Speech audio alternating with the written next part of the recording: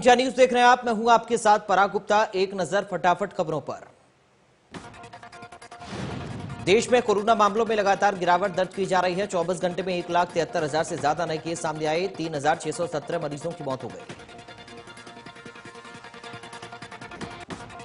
दूसरी लहर के बीच अब देश में एक्टिव केस 22 लाख से ज्यादा। कोरोना मरीजों के ठीक होने की रिकवरी रेट में बढ़त देखी गई। देश में रिकवरी दर 90%। महाराष्ट्र में कोरोना के केस लगातार कम हो रहे। एक दिन में महाराष्ट्र में कोरोना के 20,740 नए मरीज मिले। 31,000 से ज्यादा कोविड मरीज ठीक हुए। 973 मरीजों की मौत। दिल्ली में 24 घंटे में 956 से ज्यादा नए केस मिले। 122 मरीजों ने तोड़ा दम। दिल्ली में अब 14,000 से ज्यादा एक्टिव केस। हरियाणा में कोरोना संक्रमण की रफ्तार कम हो रही। 24 घंटे में प्रदेश में कोरोना के 2,000 नए केस मिले, जबकि 96 मरीजों की मौत हुई। सीएम ने ट्वीट कर ममता बनर्जी पर साधा निशाना। पीएम को आधे घंटे इंतजार कराने पर उठाए सवाल। लिखा, ऐसा लगता है ममता को संघीय ढांचे का भूत नहीं। उन्होंने अपने अहंकार के आगे नागरिकों की पीड़ा नहीं देखी। ममता बनर्जी पर वार करते हुए शिक्षा मंत्री कंवरपाल गुर्जर ने कहा कि ऐसे समय में जब प्रधानमंत्री उनकी मदद के लिए गए, उनको इंतजार करवाना गलत है। ये देश की अखंडता के लिए अच्छा नहीं। शिक्षा मंत्री रक्तदान शिविर में पहुंचे थे। उन्होंने कहा कि प्रोटोकॉल के मुताबिक पीएम मोदी का मान सम्मान होना चाहिए, लेकिन ममता बनर्जी का उन्हें इंतजार कराना अफसोस की बात है। कंवरपाल गुर्जर ने कहा कि जो वादे सरकार ने किए थे उससे ज्यादा काम किया गया। कोरोना के कारण कुछ समस्याएं आई हैं, फिर भी विकास कार्य जारी है। कोरोना से राहत मिलेगी तो बाकी वादे भी पूरे होंगे। शिक्षा मंत्री ने बताया कि 8वीं से 12वीं तक के 8 लाख छात्रों को टैबलेट देने की योजना पर तेजी से काम चल रहा है। इसके लिए मुख्यमंत्री ने मंजूरी दे दी है। जल्द ही टेंडर कॉल किए जाएंगे। कांग्रेस नेता किरण चौधरी ने ट्वीट कर सरकार को निशाने पर लिया। लिखा, युवाओं के लिए सरकार के पास न वैक्सीन न ही वैकेंसी। बीमारी से बचे तो बेरोजगारी और भुखमरी मार देगी। गुआना में दुकानदार नियमों को ठेंगा दिखाते हुए नजर आ रहे हैं। दुकानदार पूरे दिन चोरी छिपे दुकान खोलकर सामान बेचते रहते हैं। बाजारों में भीड़ बढ़ने से ट्रैफिक व्यवस्था भी बिगड़ रही है। बैंकों के बाहर भी रखने वाली भीड़ से सोशल डिस्टेंसिंग का पालन नहीं हो रहा, जिसके चलते कोरोना संक्रमण बढ़ने का खतरा कम होने की बजाय और बढ़ने का डर लगा हुआ है। नगर परिषद के कार्यकारी अधिकारी ने बताया कि बाजार में नियम लागू कराने के लिए नगर परिषद ने टीम गठित कर दी है। ये टीम पुलिस के साथ मिलकर काम करेगी और न मानने वालों पर कार्रवाई करेगी। नूंह में ब्लैक फंगस के केसेस में लगातार इजाफा हो रहा। राजकीय शहीद हसन खान मेवाती मेडिकल कॉलेज नल्हड़ में ब्लैक फंगस के मरीजों के लिए अलग से वार्ड बनाया गया, जिसमें अब तक नूंह जिले के अलावा आसपास के जिलों से करीब 25 मरीज भर्ती हो चुके हैं, जिनमें 3 लोगों की मौत हो गई है। करीब 21 लोगों का इलाज जारी है।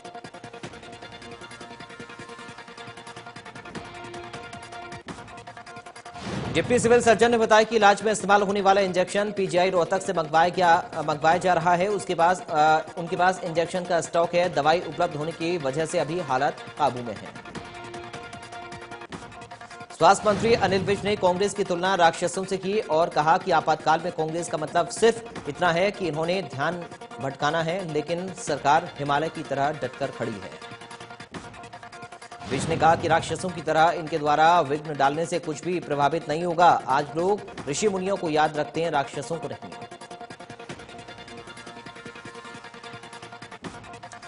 रेमडेसिविर इंजेक्शन की कालाबाजारी करने वाले गिरोह के मास्टरमाइंड को पुलिस ने फरीदाबाद से गिरफ्तार कर लिया है। आरोपी गुरुग्राम के अस्पताल में काम करता था और जयपुर में करीब 1,000 इंजेक्शन की कालाबाजारी कर चुका है। बीते दिनों पुलिस ने इंजेक्शन की कालाबाजारी करने वाले का भंडाफोड़ किया था और 3 आरोपियों को गिरफ्तार किया था। पुलिस की पूछताछ में सामने आया कि आरोपी इंजेक्शन 20 से 25 हजार रुपए की कीमत पर बेचता था। उसका संपर्क हिमाचल में रहने वाले एक और गिरोह से बताया जा रहा है, जो पूरे देश में इंजेक्शन की सप्लाई करता है। बल्लभगढ़ में परिवहन मंत्री मूलचंद शर्मा ने केंद्र सरकार के 2 साल पूरे होने पर मनाए जा रहे सेवा दिवस के मौके पर कोरोना से बचाव के लिए जागरूकता कार्यक्रमों की शुरुआत की। इस मौके पर राजीव कॉलोनी में 5,000 कोरोना बचाव किट बांटी गई। बिजली विभाग के कर्मचारियों को टूल किट दी गई। निजी कंपनी ने पीने के पानी के टैंकर और जरूरी सामान नगर निगम को सौंपे। विभागों के कर्मचारियों को कोरोना महामारी में अपनी सेवाएं देने पर सम्मानित किया गया। मूलचंद शर्मा ने कहा कि सरकार ने महामारी से निपटने के लिए बेहतर इंतजाम किए हैं। अंबाला के महेश नगर थाने में तैनात पुलिस के 2 जवानों का वीडियो वायरल हो रहा, जिसमें दिखाई दे रहा कि कैसे जवान एक गरीब और असहाय की सेवा कर रहे हैं। पुलिसकर्मी असहाय के पैरों की नाखून तक खुद काटते हुए नजर आ रहे हैं। उन्हें नहलाकर नए कपड़े देकर खाना भी खिला रहे हैं। पुलिसकर्मियों का वीडियो वायरल हुआ तो विभाग के आला अधिकारियों तक बात पहुंची। पुलिस कप्तान ने दोनों जवानों को कार्यालय बुलाकर काम की सराहना की और सम्मान दिया। दिल्ली में पुलिस के जवान की कोरोना से मौत के बाद परिवार को अभी तक मदद नहीं मिली है। केजरीवाल सरकार ने ट्वीट के जरिए अमित के परिवार को 1 करोड़ रुपए की सहायता राशि देने की घोषणा की थी। 1 साल बीत जाने के बाद भी परिवार को मदद की राशि नहीं मिली। पुलिसकर्मी की पत्नी को नौकरी नहीं दी गई। परिवार केजरीवाल सरकार को किया हुआ वादा याद दिला रहा है। 4 मई को अमित राणा दिल्ली में ड्यूटी दे रहे थे, तभी उनकी तबीयत बिगड़ गई। अमित को किसी भी अस्पताल में बेड तक नहीं मिला। उनके परिवार में पत्नी और 4 साल का बेटा है। गुरुग्राम पुलिस ने सेक्टर 29 में गैर कानूनी कैसीनो का भंडाफोड़ किया। मामले में 4 लोग गिरफ्तार। मौके से विदेशी शराब और कैश बरामद। यमुनानगर की सरोजनी कॉलोनी में डॉक्टर की सैनिटाइजर से चिंगारी पकड़े जाने पर आग से झुलसने से मौत हो गई। डॉक्टर सैनिटाइजर को दूसरी बोतल में डाल रहा था, साथ ही सिगरेट भी पी रहा था। सिगरेट की चिंगारी सैनिटाइजर पर गिरी, जिससे आग भड़क गई और डॉक्टर को अपनी चपेट में ले लिया। अस्पताल में इलाज के लिए डॉक्टर को भर्ती करवाया गया, लेकिन इलाज के दौरान डॉक्टर की मौत हो गई। भिवानी जिले के गांव तिगड़ाना में युवक की हत्या के बाद तनाव की अफवाहों के चलते लोगों के पलायन किए जाने का मामला सामने आया है। 2 दर्जन घरों से लोग रिश्तेदारों के यहां चले गए हैं। पुलिस प्रशासन ने गांव में कड़ा पहरा डाल दिया है। गांव से बाहर गए लोगों को गांव में बुलाने की कवायद तेज कर दी है। गांव में वाल्मीकि समुदाय के युवक ने खेत मालिक की बेटी की मामूली कानसूनी के बाद कस्सी मारकर हत्या कर दी थी। पुलिस ने कार्रवाई कर आरोपी को गिरफ्तार किया। एसडीएम का कहना है कि कुछ अफवाहों के चलते गांव के लोग अपने रिश्तेदारों के यहां गए थे, लेकिन पलायन जैसी कोई बात नहीं है। ये लोग अब वापस आ रहे हैं। अंबाला के नागरिक अस्पताल में 2017 से शुरू हुआ हार्ट सेंटर कोरोना काल में भी जनता की सेवा में लगा हुआ। हार्ट सेंटर में हरियाणा समेत बाकी राज्यों के मरीज पहुंच रहे हैं। अंबाला जावली नागरिक अस्पताल में दिसंबर 2017 को पब्लिक प्राइवेट पार्टनरशिप मोड पर प्रदेश का पहला हार्ट सेंटर शुरू किया गया था, जो कि हरियाणा समेत साथ लगते राज्यों के लिए भी वरदान साबित हो रहा है। यमुनानगर में 3.5 साल की मासूम की गोली लगने से मौत हो गई। गोली बच्चे की छाती में लगी, जिसके बाद उसे कई अस्पताल में ले जाया गया, लेकिन मासूम ने दम तोड़ दिया। एसएचओ ने बताया कि घर में अवैध असला रखा था, जिससे बच्चा छेड़खानी कर रहा था। असले से गोली चली और बच्चे को लग गई। मकान के मालिक के खिलाफ केस दर्ज किया गया है। कैथल में टीकाकरण कार्यक्रम में शिरकत करने पहुंची राज्य मंत्री कमलेश टांडा ने कलायत के गांवों में रिचार्ज बोरवेल और सफाई को लेकर हुए घोटाले में उनकी संलिप्तता के आरोपों पर सफाई देते हुए कहा कि वो जांच के लिए तैयार हैं। पूर्व संसदीय सचिव रामपाल माजरा ने कुछ दिन पहले प्रेस कॉन्फ्रेंस कर कलायत विधानसभा के गांवों में रिचार्ज बोर और सफाई के नाम पर भ्रष्टाचार के आरोप राज्य मंत्री पर लगाए थे। कमलेश टांडा ने कहा कि मामला उनके संज्ञान में आया है। मामले में वो हर तरह की जांच के लिए तैयार हैं। बिना तथ्य और बिना जानकारी के बयान देना सरासर गलत है। 30 मई को होने वाले ड्राइव थ्रू वैक्सीनेशन अभियान को लेकर प्रशासन अलर्ट। डीसी मुकेश कुमार आहूजा और डीसीपी ने सेक्टर 3 ताऊ देवीलाल स्टेडियम पहुंचकर जायजा लिया। उपायुक्त ने बताया कि दूसरा ड्राइव वैक्सीनेशन ऑन व्हील अभियान सुबह 8 बजे से शाम 5 बजे तक चलाया जाएगा। इसमें 18 वर्ष से ऊपर की सभी आयु का टीकाकरण किया जाएगा। वालाचीका वार्ड नंबर 2 में नगर पालिका की भूमि पर अवैध कब्जे को लेकर स्थानीय लोगों ने प्रशासन के खिलाफ प्रदर्शन किया। विधायक ईश्वर सिंह के इशारे पर प्रशासन की ओर से कब्जा करवाने के आरोप लगे हैं। जेजेपी विधायक ईश्वर सिंह का शहीद उधम सिंह चौक पर पुतला फूंककर प्रदर्शन किया गया। स्थानीय नगर पालिका सचिव से लेकर डीसी को शिकायत देने के बावजूद भी नहीं हुई कार्रवाई। करनाल में कृषि विभाग ने 13 किसानों को 25 एकड़ फसल में समय से पहले धान रुपाई करने पर नोटिस दे दिया। समय से पहले धान रुपाई पर पानी ज्यादा लगता है। किसानों को इसके लिए या तो 10,000 रुपए प्रति एकड़ के हिसाब से जुर्माना देना होगा या इसे खुद से नष्ट करना होगा। जिन किसानों को नोटिस दिया गया है उन्हें 4 दिन के भीतर जवाब देना होगा। सिरसा के निजी ब्लड बैंक में एक रक्तदान कैंप का आयोजन किया गया, जिसमें बीजेपी किसान मोर्चा के सदस्यों ने बीजेपी युवा मोर्चा के सहयोग से 45 यूनिट रक्तदान किया। कोरोना महामारी के चलते पिछले दिनों रक्त की पूर्ति करने के लिए यह कदम उठाया गया है। करनाल में अब तक ब्लैक फंगस के 42 मामले सामने आए हैं। 10 लोगों की मौत हो गई है, जिसमें ब्लैक फंगस पाया गया था। कल्पना चावला मेडिकल अस्पताल में इन मरीजों का इलाज चल रहा है। नरवाना में ब्लैक फंगस का दूसरा मरीज मिलने से स्वास्थ्य विभाग में हड़कंप। मरीज को रोहतक पीजीआई में भर्ती करवाया गया। सोनीपत के करेवड़ी गांव के सरपंच नरेश हत्याकांड मामले में कन्नू गैंग से संबंधित आरोपी महिला संतोष को रेलवे पुलिस ने गांव करेवड़ी से गिरफ्तार कर अदालत में पेश किया। पुलिस ने कन्नू गैंग के तार जेल से जुड़े बताए हैं, जिसकी पुलिस जांच कर रही है। पुलिस ने दावा किया कि जल्द ही अन्य आरोपियों को गिरफ्तार किया जाएगा। केंद्र में मोदी सरकार के 7 साल और मौजूदा कार्यकाल के 2 साल पूरा होने पर खुशी में बीजेपी ने रविवार को सेवा दिवस अभियान के तहत 3 लाख परिवार और 6 लाख लोगों तक पहुंचने का लक्ष्य रखा है। इस सेवा अभियान के तहत बीजेपी कार्यकर्ता लोगों के बीच जाकर न सिर्फ उन्हें कोरोना महामारी से बचाव के लिए अपील करेंगे, बल्कि उन्हें मास्क और सैनिटाइजर वितरित भी करेंगे। सेवा दिवस अभियान का सांसद, विधायक, मंत्री और कार्यकर्ता हिस्सा बनेंगे। बीजेपी प्रदेश अध्यक्ष ओम प्रकाश धनखड़ ने कहा कि मोदी सरकार के मौजूदा कार्यकाल के 2 साल पूरा होने पर बीजेपी ने हरियाणा में 2,500 यूनिट रक्तदान एकत्रित करने का लक्ष्य रखा था, जिसे बीजेपी कार्यकर्ताओं की मेहनत से 3,000 यूनिट एकत्रित कर दिया गया है। हरियाणा प्रदेश व्यापार मंडल के प्रांतीय अध्यक्ष बजरंग गर्ग ने प्रदेश के व्यापारियों से वीडियो कॉन्फ्रेंसिंग के माध्यम से बातचीत करने के बाद कहा कि सरकार की गलत नीतियों के कारण व्यापार पूरी तरह से ठप हो चुकी है। इनेलो नेता अभय चौटाला ने कहा कि कोरोना महामारी और ब्लैक फंगस एक आपदा नहीं बल्कि गवर्नमेंट मेड डिजास्टर है। उन्होंने कहा कि सरकार ब्लैक फंगस की रोकथाम के लिए उचित स्वास्थ्य सुविधाओं का इंतजाम करने में असफल रही। नूह में घर पर जानलेवा हमला करने के मामले में 1 दर्जन के खिलाफ केस दर्ज किया गया है। हमलावरों ने लाठी, डंडे, सरिया और अवैध हथियार से हमला किया था। आर्म्स एक्ट और कई धाराओं में केस दर्ज हुआ है।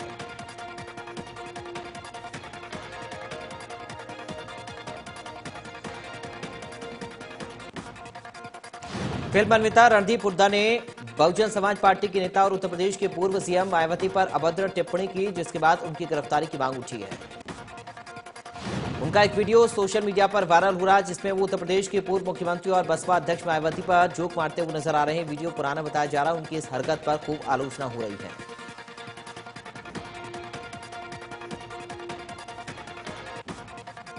चौबीस मई को हिसार में प्रशासन और किसान नेताओं के बीच जो मौखिक समझौता हुआ, उसका पूरा सच हिसार रेंज के कमिश्नर चंद्रशेखर ने बताया। किसान आंदोलन में बंगाल की युवती से दुष्कर्म मामले में 3 आरोपियों पर पुलिस ने इनाम घोषित किया। आरोपियों पर 25-25 हजार का इनाम की सिफारिश की गई है। आरोपी अनिल मलिक, अनूप चनोत और अंकुर सांगवान के नाम वारंट जारी। दिल्ली और हरियाणा में आरोपियों की गिरफ्तारी के लिए पुलिस दे रही दबिश। पुलिस कर चुकी है किसान नेताओं समेत 22 लोगों से पूछताछ। पुलिस ने दावा किया है कि जल्द ही आरोपियों की गिरफ्तारी कर ली जाएगी। पीड़िता के पिता की शिकायत पर 2 महिलाओं समेत 6 पर है मुकदमा। इस पूरे मामले की जांच पड़ताल कर रही है पुलिस। हिसार रोड पर यातायात पुलिस ने वाहनों का चेकिंग अभियान चलाया। यातायात थाना प्रभारी बहादुर सिंह के नेतृत्व में पुलिस टीम ने नियमों की अवहेलना कर बाजारों में घूम रहे चालकों के चालान काटे। बिना हेलमेट, टूटी फूटी नंबर प्लेट, तेज रफ्तार, ट्रिपल राइडिंग के चालान पुलिस द्वारा काटे गए। दोपहर तक हिसार रोड पर 20 लोगों के चालान काटे गए। गुआना पहुंचे रोडवेज विभाग के सोनीपत जिला प्रबंधक राहुल जैन ने बताया कि लॉकडाउन के चलते रोडवेज विभाग को जिले में रोजाना 14 लाख का घाटा हो रहा है। पहले रोजाना 15 लाख तक रोडवेज विभाग को कमाई होती थी, लेकिन जब से लॉकडाउन लगने के बाद से रोडवेज विभाग का लंबे और लोकल रूटों पर बसों का आना जाना कम होने से लगातार रोडवेज विभाग को घाटा होता आ रहा है। फरीदाबाद में कोरोना से पीड़ित और कोरोना को मात देने वाले लोगों के लिए सरकारी अस्पताल में शुरू किए गए उमंग ओपीडी। पानीपत एचएसवीपी द्वारा जीटी रोड स्थित ग्रीन बेल्ट के अंदर बनी 12 दुकानों को विभाग ने तोड़ दिया। प्रशासन के अधिकारियों की मौजूदगी में तोड़ी गई दुकानें। एचएसबीपी के सुपरवाइजर बलराज ने जानकारी दी और बताया कि 2017 से लोकायुक्त में केस चल रहा था। शिकायतकर्ता रांची ने लोकायुक्त में शिकायत दर्ज करवाई थी कि ये 12 दुकानें हुड्डा की ग्रीन बेल्ट के अंदर अवैध रूप से बनी हुई हैं। सिरसा में कोरोना की तीसरी संभावित लहर से निपटने में जुटा स्वास्थ्य विभाग। नागरिक अस्पताल में किया गया पीकू नीकू वार्ड तैयार। 3 बाल रोग विशेषज्ञों और कर्मचारियों की लगाई स्पेशल ड्यूटी।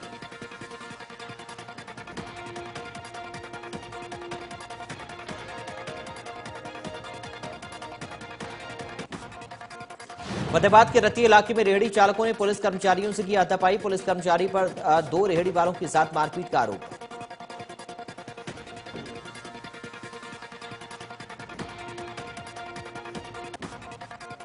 भिवानी में डीसी और एसपी ने शहर का दौरा किया। बेवजह घूम रहे लोगों को फटकार लगाई। डीसी ने कहा 10 दिनों में महामारी पर पूरी तरह से काबू पाया जाएगा। तीसरी लहर के लिए भी प्रशासन तैयार है।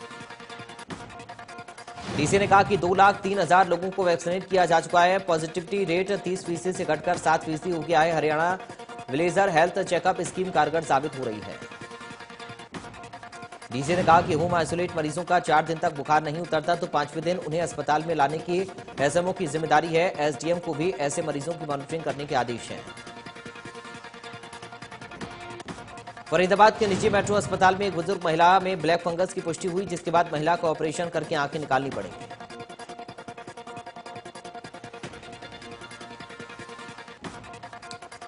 बल्लभगढ़ के सेक्टर 2 बाईपास रोड पर कूड़े के ढेर में आग लग गई। आसपास के लोगों का कहना है कि किसी अज्ञात व्यक्ति ने कूड़े के ढेर में आग लगाई। दमकल विभाग की गाड़ियों ने आग पर काबू पाया। आईपीएल के 14वें सीजन के बचे हुए मुकाबले यूएई में खेले जाएंगे। ये फैसला बीसीसीआई की विशेष आम बैठक में लिया गया। टूर्नामेंट का आयोजन सितंबर-अक्टूबर में होगा। आईपीएल के 14वें संस्करण के 31 मैच खेले जाने बाकी हैं। ये सभी मुकाबले यूएई में होंगे। हालांकि तारीख की घोषणा बीसीसीआई ने नहीं की है। कई टीमों में कोरोना के केस सामने आने के बाद आईपीएल 14 को 4 मई को टाल दिया गया था। 2 मई तक कुल 29 मुकाबले खेले गए थे। वहीं बीसीसीआई ने टी20 वर्ल्ड कप के लिए आईसीसी से समय मांगा है। बीसीसीआई ने फैसला लिया है कि टी20 विश्व कप की मेजबानी पर अंतिम निर्णय लेने से पहले उसे कुछ और समय लगेगा। सरकारी तेल कंपनियों की ओर से फिर पेट्रोल और डीजल की कीमतों में बढ़ोतरी की गई। डीजल की कीमत 28 से 30 पैसे तो पेट्रोल की कीमत 25 से 26 पैसे तक बढ़ी। पहली बार मुंबई में पेट्रोल की कीमत 100 के पार चली गई, जबकि दिल्ली में पेट्रोल का दाम 93 रुपये 94 पैसे हो गया है। डीजल का दाम 84 रुपये 89 पैसे प्रति लीटर है। कांग्रेस की प्रदेश अध्यक्षा कुमारी सैलजा ने पेट्रोल डीजल की बढ़ती कीमतों को लेकर सरकार पर निशाना साधा। ट्वीट किया, महामारी के दौर में रोजगार के रास्ते बंद हो रहे हैं और सरकार दाम कीमतें बढ़ा रही है। और अब हवाई यात्रा करने वालों को अपनी जेब और ढीली करनी पड़ेगी। केंद्रीय नागरिक उड्डयन मंत्रालय ने प्लेन की टिकट के दामों में 13 से 16% तक का इजाफा किया है। नई दरें आने वाली 1 जून से लागू हो जाएंगी।